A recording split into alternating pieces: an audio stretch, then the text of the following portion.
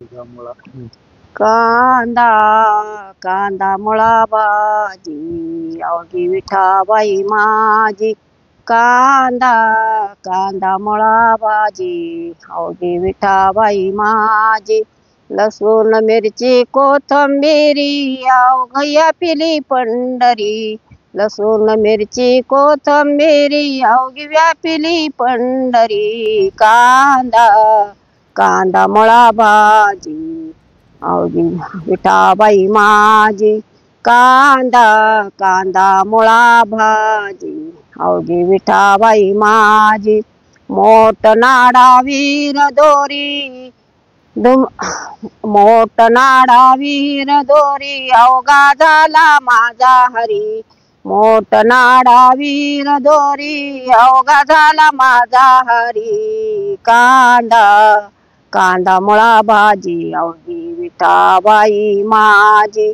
कांदा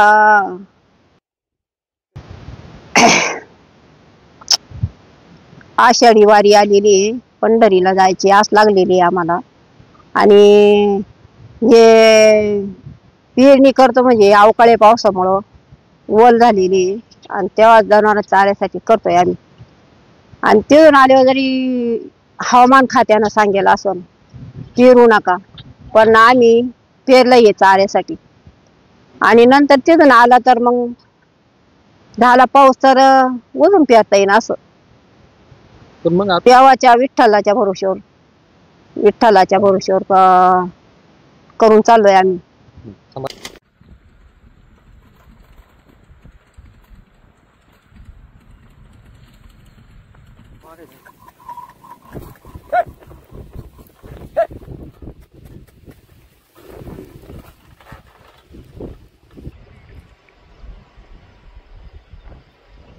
सर मग तिथेच राहतो ना मी मग तिथेच राहायचं मग फोन करा ना. आपणच फ्लॅट विकलेला आहे त्यांना.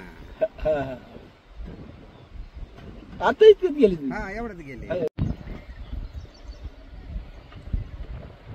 तुम्ही रामभाऊ गोमेंचे नाते की नाही? रामभाऊ भाऊची भाऊ आहे का सख्खे? सख्खी. आता इतकेच गेली. हा एवढ्यात गेले. हा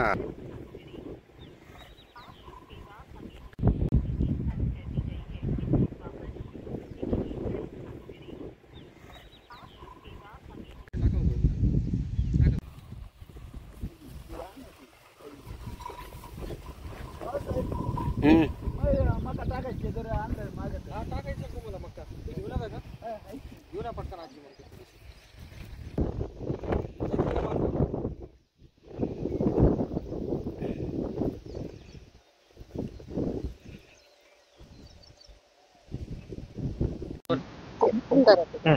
सुंदर ती ध्यान उभा विटेवरी करकटेवरी ठेवूनिया तुळशी हार गळा कासे पितांबर आवडे नंतर हिची ध्यान मकर कुंडले तळपती श्रवणी कंठी कटुमणी विराजी तुका म्हणे माझे याची सर्व सुख पाहिन श्रीमुख आवडीने ठल ठल ठल ठल.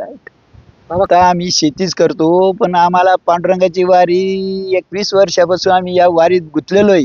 आमचं मन इथं शेतीवर लागत नाही, पण एकदा वारी आलो का तिकडे जाऊ. थोडे आता झाला अवकाळी पाऊस, हवामान खात्याने सांगितलं पेरणी करू नका, पण जनावरांसाठी थोडे चारे आम्ही करून राहिलो.